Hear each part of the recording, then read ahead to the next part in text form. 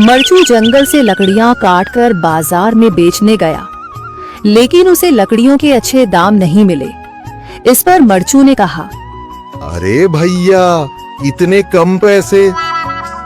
इन पैसों में तो 2 वक्त का खाना भी नहीं मिलेगा। आप मुझे बहुत ही कम पैसे देते हैं। मैं इतनी मेहनत से लकड़ियां काट कर आता हूँ, लेकिन उनके पैसे मुझे बहुत कम मिलते हैं। भैया, तुम्हारी लकड़ियां होती ही इतनी कमजोर हैं कि मैं इससे ज्यादा पैसे नहीं दे सकता। तुम्हारी लकड़ियों के बस इतने ही पैसे बनते हैं। अरे भैया, कुछ ज्यादा कर दो ना। वो क्या है ना कि इन पैसों का तो कुछ भी नहीं आता। मैं अपनी जिंदगी कैसे गुजारूंगा? भैया, तुम जाकर अच्छी लकड़ियां लाओ, तभी इन लकड़ियों का अच्छा दाम मिल पाएगा, वरना इन लकड़ियों का तो यही दाम है। ये सुनकर मरचू बहुत ज्यादा हो गया और पैसे लेकर किराने की दुकान से सामान खरीदकर घर आ गया। घर पहुंचते ही मरचू की पत्नी सीता ने कहा, अरे जी, सामान ले आए आप?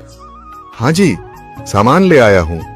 सीता के चेहरे पर खुशी छा जाती है, लेकिन जब उसने सामान देखा, जी, इसमें तो बहुत थोड़ा सामान है।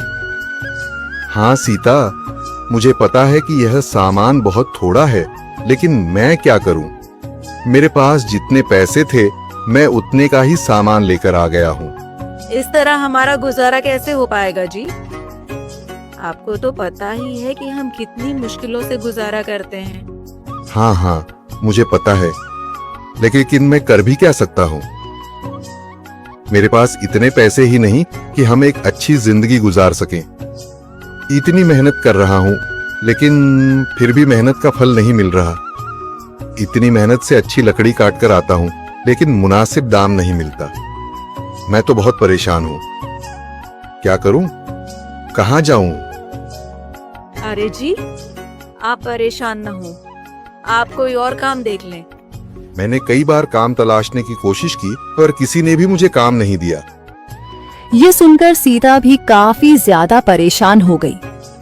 मरचू से सीता की परेशानी नहीं देखी गई। उसने अपनी पत्नी सीता से कहा, मैं फिर से जंगल की ओर जा रहा हूँ। अरे जी, अभी मत जाइए ना, वैसे भी शाम हो रही है। आप कल चले जाइएगा, अभी मत जाइए। ठीक है, अगर तुम रोक रही हो तो मैं नहीं जाता। मैं कल चला जाऊंगा।